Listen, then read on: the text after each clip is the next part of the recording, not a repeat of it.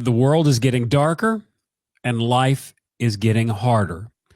And oftentimes, harder, heavier music helps us process the difficult things in this world. And heavier and harder music done with a heart towards the Lord pierces through the darkness. The reason why the world right now is getting darker and times are getting harder is because we're in the middle of a spiritual war. That's right, Poe. Ephesians 6:12. For we wrestle not against flesh and blood, but against principalities and powers, things that we can't see that are in the heavenly realms. Well, tonight we're going to talk about some of this spiritual warfare and experience some hard and heavy music that's going to help us through these hard and difficult times. The band that we have that's going to be joining us in just a few moments is known as Weapons of God.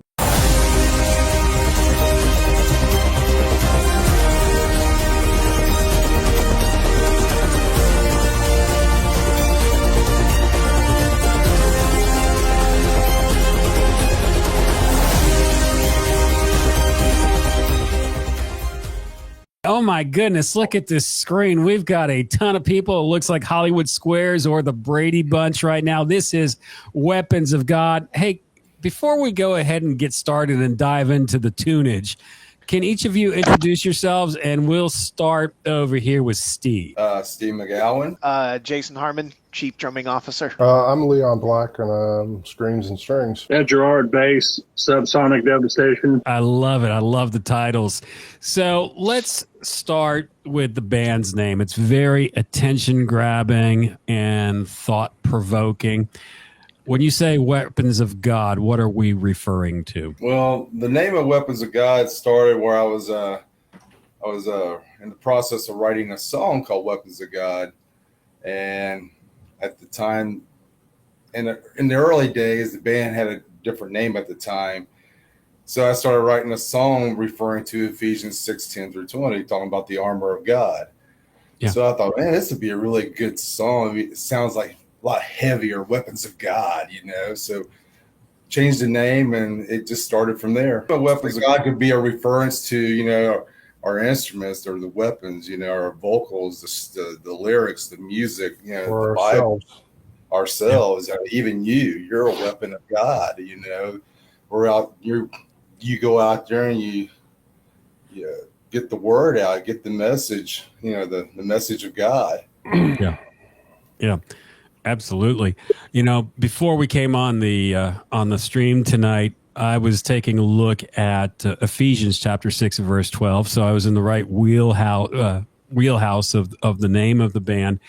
And one of the things that I find interesting is that word wrestle, that we wrestle not against flesh and blood, but against principalities and powers and spiritual wickedness in high places.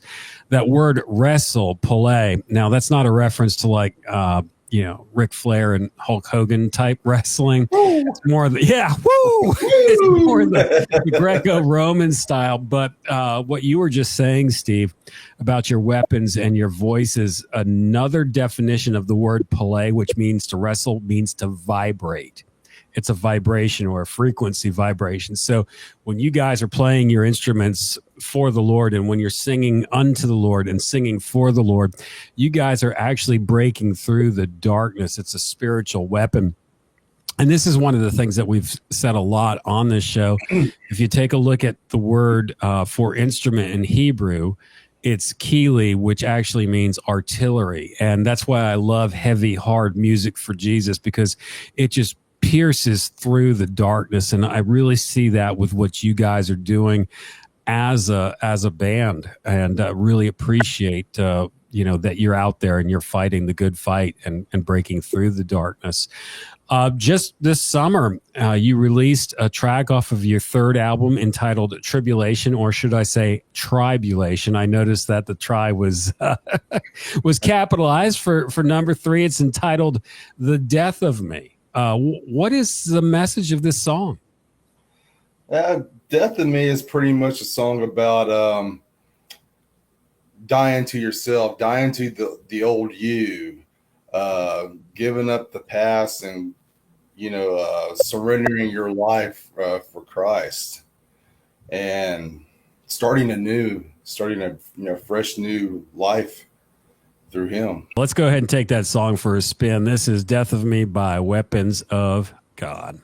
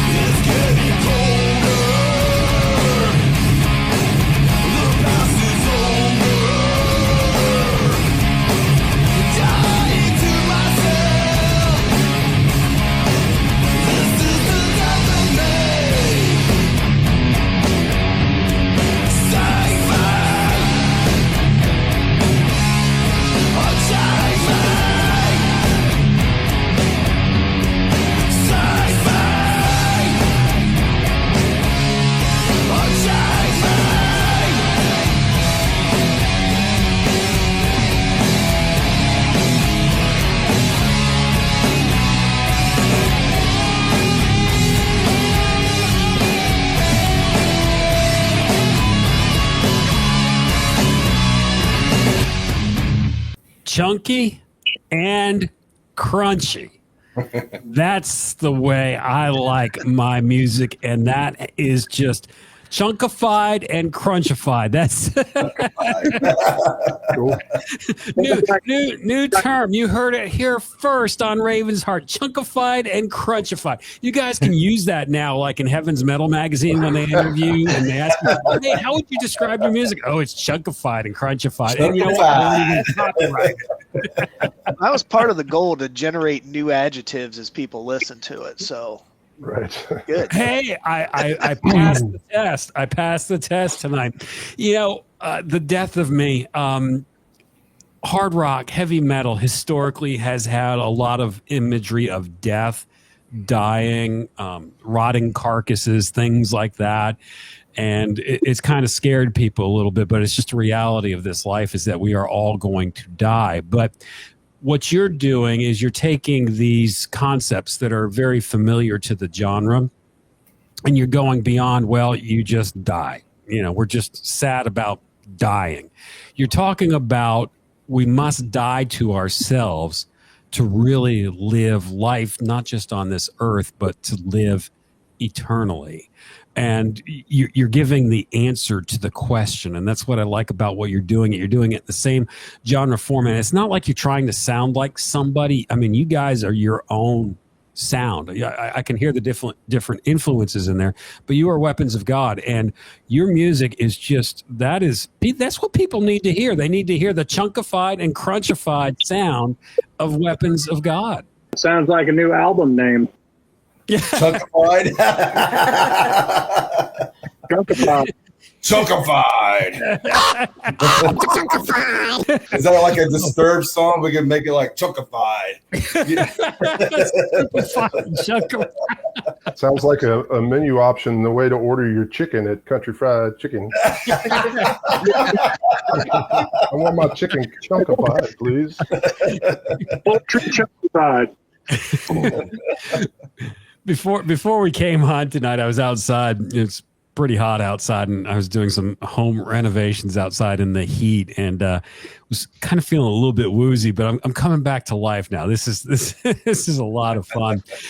You know, collectively, you guys are weapons of God. You're the band, but each of you is your own unique person. And as I was doing some diving, boy, is each of you really unique. You're very different, and I want to dive into those differences a little bit and go around with everybody that's here. So I have prepared for each of you a unique question, and I've got here. I got this is Mad Libs. I've got a copy of Mad Libs right here in my hand. And this is Mad Lib's interview with a rock star. So if you're wondering how I come up with these questions, I just throw in adjectives and things like that. Adverbs. I don't think adverb is on there. I think that's a little bit too academic for Mad Libs, but that's where we got it from. So Steve, you are number one, the first one. Here comes your question. Batter up, because here it comes. So your influences include Randy Rhoads, Zakk Wylde, and Eddie Van Halen, all great musicians. This is what many believers would refer to as secular musicians. So in your opinion, and this is your opinion and where God's led you, why is it okay for a Christian artist to be influenced by the style of a secular artist? I mean, I don't know if it's okay or not. You have to start somewhere. Yeah. And unfortunately, I wasn't raised around a lot of Christian rock music. Only Christian rock music I knew was Petra and Stryper.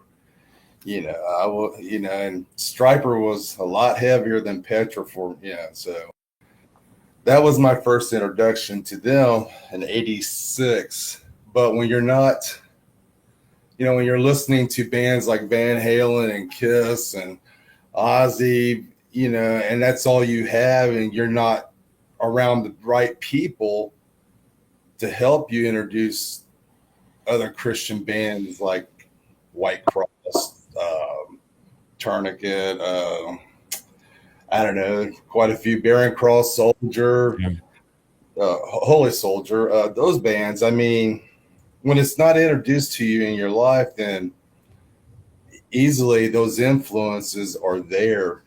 And what better way to take those influences and turn it around for the good? Yeah. There's a lot of similarity. I mean, you listen to Sacred Warrior, you hear Queensryche. Yeah. You know, you listen to White Cross, you hear early White Cross, you hear Rats. You know, so it had to start somewhere, and I think I'm pretty sure it started with those guys too, like that. It had to start somewhere. Yeah. So. Yeah. You know, Steve, this is the way that I look at it is music, just the music, the musical notes, the style of the music. Music is music. It's where you take it. Right on. And if you're going to learn, if you're going to be influenced by the best. I mean, there is no question, you know, whether secular or Christian.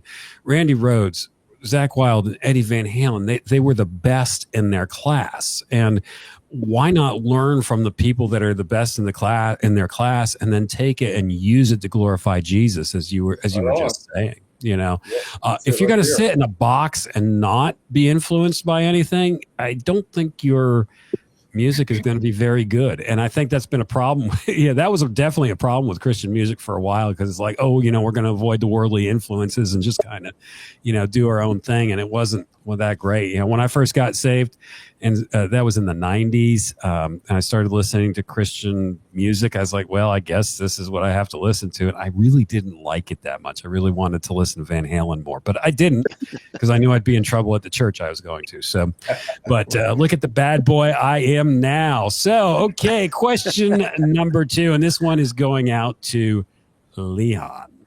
All right. Here we go. Hit me with it. So, shortly after you started to learn how to play guitar, you were drawn to the genre of heavy metal.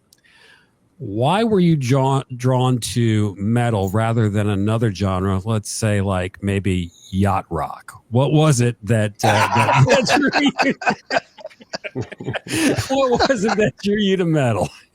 I mean, kind of the same thing. I mean, it was, I actually did grow up sort of listening to, I mean, when I was first started playing, I think, you know, I'd have to credit my brother probably for musical influences, in the sense that he listened to things like Judas Priest, Thin Lizzy, you know, some Van Halen, of course, Iron Maiden, those kinds of things. And the music that, when I was that little, you know, I say little, I mean like probably 6, 7 years old, about all my parents would let me listen to was, you know, like Barry Manilow, and yacht rock. Some There you go. some bluegrass and some gospel. So my parents both got saved when I was very young. So I pretty much was brought up in church. Once I realized that there was this whole, you know, selection of Christian, you know, rock and metal bands, I immediately started listening to more metal. But metal in itself, to me, it's the raw emotion, the aggression of it, that just made me want to kind of pour myself into that style of music. I listen to a wide variety of styles and music from all types of genres or whatever. But you know, my personal preference is the heavier stuff, the metal, and a lot of times, you know, extreme metal. I got really early on got into some pretty obscure kind of hardcore stuff that just the nastier, the aggression, the more aggressive, the better for me. And it just drew me to that, the sounds of the guitars in particular. But yeah, I mean, that's the kind of stuff I like, and it's the kind of stuff I think that speaks to me. And I think in a world like we're in, you kind of have to grab attention in a sense. Yeah, so it's sort of that lift you up and kind of belt you across the face with with something nice and heavy, and then give you the love of Christ. Yeah, smack you upside with the electric guitar and the truth of the gospel is what you're doing. Yeah, those are the weapons. Back to that other. There you go. Your weapon's the axe is your weapon. So Barry Manilow, we'll talk more about that later, maybe. So I can break it down for you. Basically, my older sister had a Barry Manilow Greatest Hits. I took a very early interest in music, and that was just one of the few things I could get my hands on and play. Okay. That my parents would not rip out of the player and throw it in the garbage. So, Well, I mean, Barry Manilow, very gifted musician. absolutely. Absolutely gifted. Yep. And that's one of the things is, like you, Leon, my go-to is metal, but I'll listen to all sorts of different genres. I'll even listen to Broadway musical music. I've got some albums on my rack that are Broadway musical tracks, and I absolutely love it because of the artistry in it, and it speaks to me at different times. And it's really funny that you mentioned Judas Priest, because every time I hear their song "Breaking the Law," it takes me to James 2:10, where, Paul wrote, if you break one of the commandments, you've broken them all. And I keep thinking of, very biblical, breaking the law. And I always think of James 2:10 when I hear that song. I'm probably weird. Okay. No, I get it. no, I don't all. think you are. And I think the more you read, at least for myself, the more I read the Bible, and by that I mean cover to cover, so to speak. I don't know how many times over the past 4 or 5 years, I just keep reading through it. I don't always seek out particular things. I just pick up where I left off and keep reading it. And there's so many common, sayings, or what you might even call cliche type sayings in the secular world that have their origins in the Bible. And a lot of people don't know that. And sometimes when you tell people that, like where that came from, a lot of people used to, for example, would credit Shakespeare for saying, that there's nothing new under the sun, but that's actually right out of Solomon. So it's the one that actually said that. And there's so many different little quotes and things like that you hear that people say, oh, I've heard this from this or whatever. And it's like, that's in the Bible.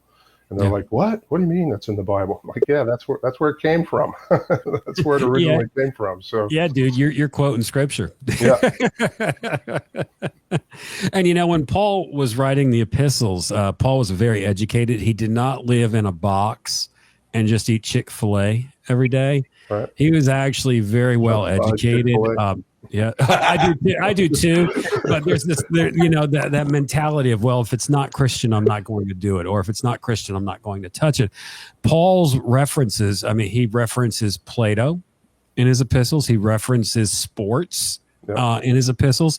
He references different pieces of literature. And one of the things that I find the most fascinating, and I know that this is going to stir some people up a little bit, when he was on Mars Hill and he started quoting the Song of Zeus, in him we live and move and have our being.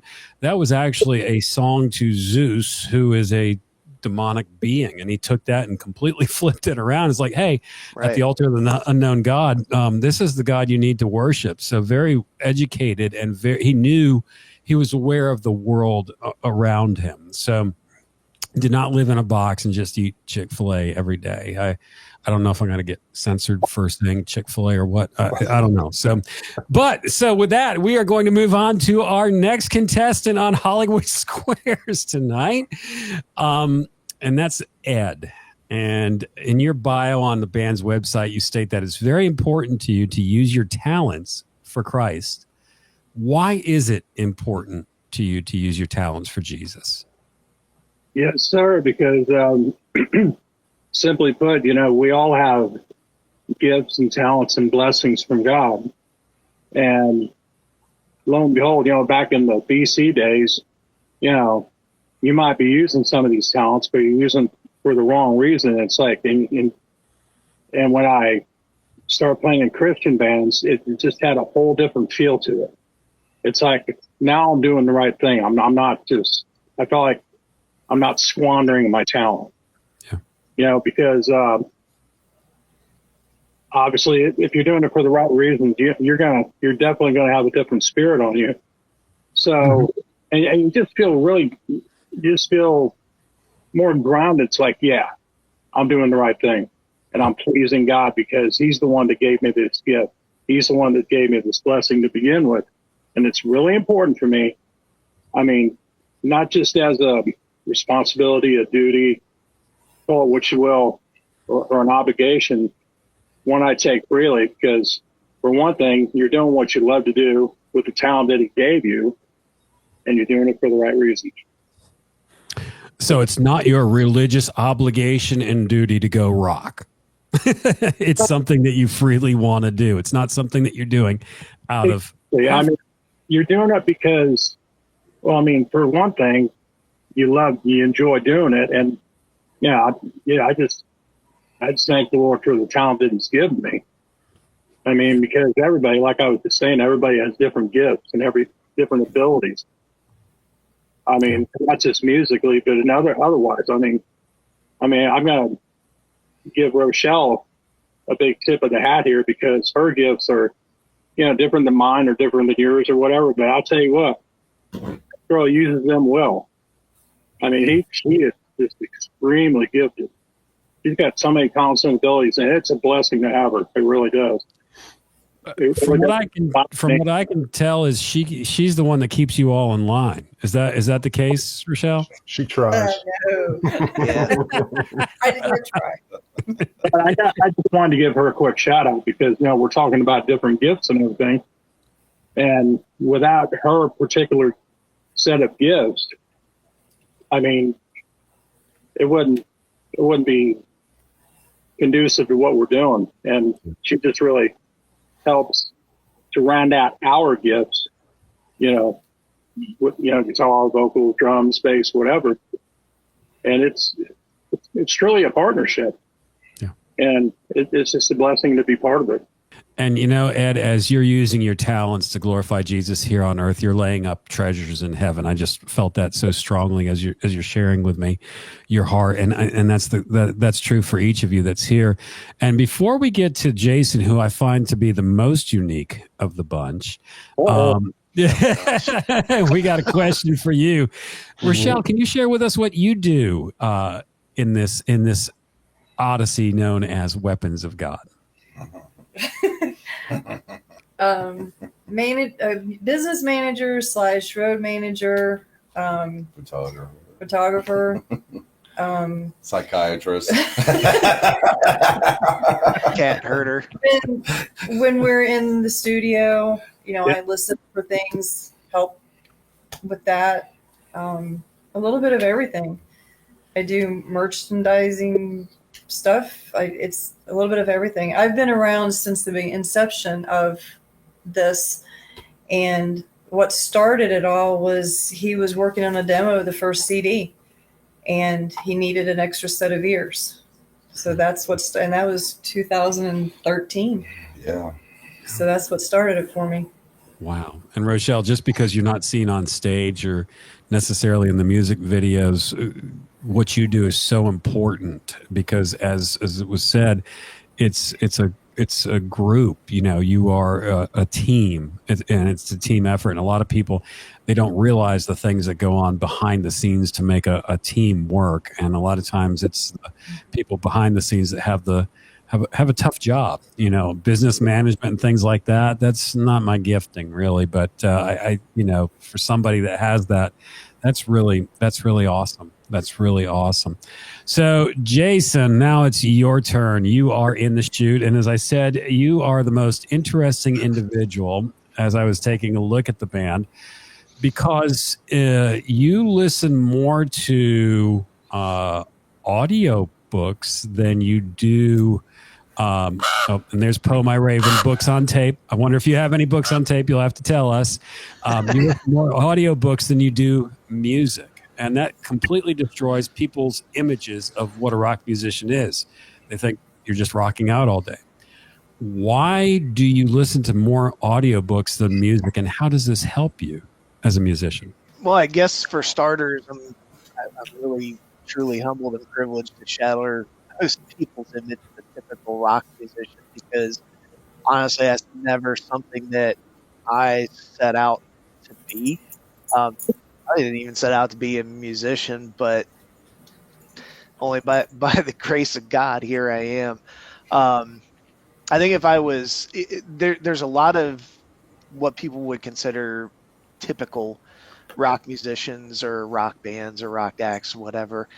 And there's absolutely nothing wrong with that. I mean, you look at a band like AC/DC, who has kind of followed a template for their entire career, has been, incredibly successful at what they do.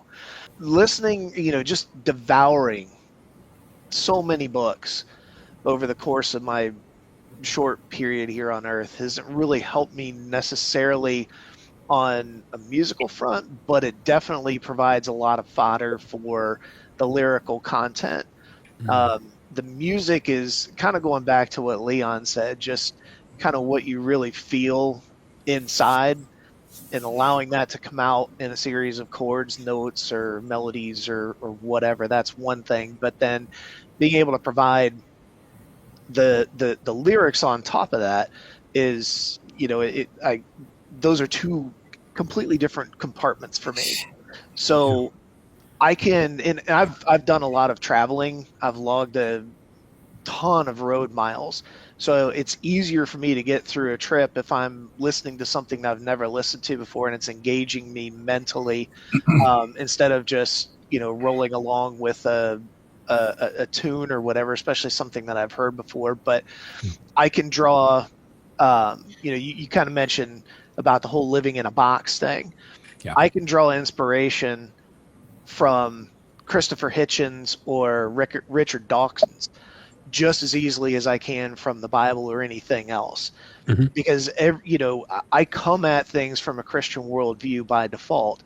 And I feel like if I'm tuning out any dissenting opinions or anything that might challenge my belief system, I want to be able to make sure that I hear those, can address them when I'm speaking with somebody that holds those opinions, but also to reinforce and challenge my own beliefs because, especially when it comes to your eternal disposition, you don't want to be wrong. You could be wrong about so many things throughout your life, but if that's the one thing you're wrong about, everything else really doesn't matter. I know folks like, in some of my influences are like Tool, Rush, Iron Maiden's in there too, but there's obviously a lot of influence from literature in a lot of the lyrical content that they have. So I just got back a couple weeks ago from taking a road trip to Alaska and all up around northern Canada. And one of the songs, I actually came home with 3 songs. One of them I've already completed a demo for and shared with everybody, but I've got 2 more. One of them is called Ripple on the Sea. And what that came about from was a book on quantum mechanics. And it was talking about, the quantum foam and virtual particles coming in and out of existence. And I thought, you could kind of change that around to make it a little more digestible, because everybody, understands waves, ripples, water, ocean, those kind of things. So once again, just kind of took that, put it into a Christian worldview, and hopefully I'll be able to share it with everybody here.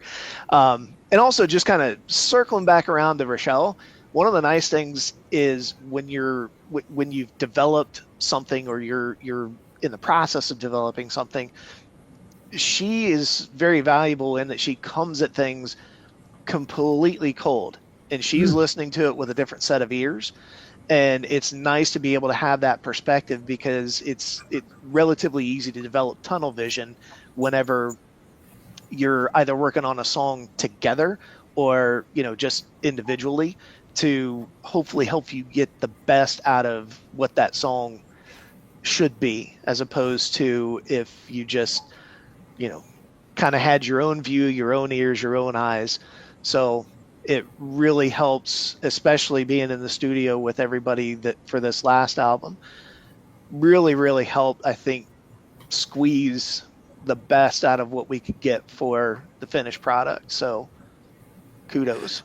Yeah, I think there's a lesson in all of this for all believers, is we need to become more aware of the world that's around us. We need to become aware of the things that are going on around us, not just our own world, because we're afraid. And I think that's one of the things that the church has done wrong, Jesus said, "Go ye into all the world." He didn't say, "Lock yourselves in your church and just stay there among yourselves," but "Go ye into the world and make disciples." Well, to understand the world, we have to be in tune with what's going on and the heart cry of the world. And this whole thing. I listened to something last night that absolutely fascinated me. And it's the simulation theory that we're living in a simulation. I was like, okay, this is interesting. And the host asked the professor about, well, how does this intersect with faith? And he's like, well, it does completely. And he shared it. And I was like, yeah, that's what Paul was talking about when everything's a shadow and a pattern of heavenly things. It's spoken of in Scripture. And there's two different theories of simulation theory. And one of them is very Calvinistic and the other one isn't. I was like, well, that's Calvinism that they're talking about there. And, you can see it. Be grounded in the Word first and then observe the world around you and use Scripture and the Word of God as your filter. And it's going to open up your eyes to a whole lot of different things. So we really need to be aware of what's going on in the world so that we can reach the world. Right. Yeah. And that even kind of goes back even way before Paul in Plato's cave, when they're seeing the shadows there. But I think more importantly for today, and this is just, my personal opinion, if you're engaged with somebody in a conversation, a civil conversation, and like these, Facebook wars or social media wars that just spiral out of control, being able to meet people where they are instead of appealing to an authority that they may not recognize as an authority, such as the Bible. If you can engage them directly with the things that they believe, their core beliefs, and start to just engage with them there and maybe even chip away at them, you're going to tend to get a lot more interest in what you have to say, as opposed to the street corner preacher model where you're just trying to beat people over the head with a Jesus bat. Yeah. So that really doesn't work very well anymore. No, it doesn't. It actually does quite the opposite. Wow. Profound. I knew you were the most unique of the bunch. When we were. He's unique, all right. He's unique. I'm sure I don't know if I'd use the word unique, but he's definitely something. Hey. just like everybody else. Well, he makes crunchified and chunkified music. I mean, so that's not unique. It's all good. It's all good. Hey, before we close out, the reason why you came by my way, and I'm glad that you did, is you are now signed and part of the Resurrection Records family. What are you guys looking forward to the most of being a part of Resurrection Records? And can you share any experience that you've had with them yet? For me, I would say I'm looking forward to hopefully playing with some more of these bands that are on the label. So just more exposure, more, so far, we've met a ton of people and a ton of bands out there over the last 5 or 6 years, and all good people, and it's just nice to sometimes spend some time with a little bit of like-minded folk and, learn from them, their experience and that kind of thing too. But really looking forward to hopefully doing some gigs with some of these other bands. Yeah. So I'm really the only one that's had a lot to do with Resurrection right now. They played with Aaron in 21, I think it was. Rockin' the River. Yeah, out in Arkansas. But I've dealt with Jen Lamaris, and she is wonderful. And what she does for the bands and her personality and her heart for what she's doing for everybody, it's amazing. And it's totally a God thing how everything happened, because from the very beginning of this in 2016 to Roxx in 2018 to Darth Plummer, Born. I know him very well. And from that to Aaron with Resurrection, it's just the way everything's happened. It's been totally a God thing. And I know that we're going to get to play with the bands. The other ones we've been trying to get with Fear Not now for several years because we know them personally. But it's been so started in May 1st. So Aaron since reached May, out to you. yeah, didn't he reached out to me in November, and he was working behind the scenes with Bill at Roxx, and I didn't know it, and I kept holding off, and then they worked out a deal, so we were able to keep both, and it's been great. I really believe that Resurrection Records is the way of the future with Christian music. It's more of brothers and sisters coming together to glorify Jesus as a united front than it is just a label to churn out stuff for the industry. And that's one of the things that I've really appreciated about Aaron. And hey, in the link down below in the description, we've added a link to Aaron Michaels and Resurrection Records for any other artists that would be interested in joining that collective force, is what I would call it. But hey, unfortunately, we are out of time and gotta go. Guys, if you could just hang on with me while I close out. Until next week, we'll be back on the same night, Thursday nights at 8 p.m. Eastern time. And until next week, peace out and rock on. lithoscry.com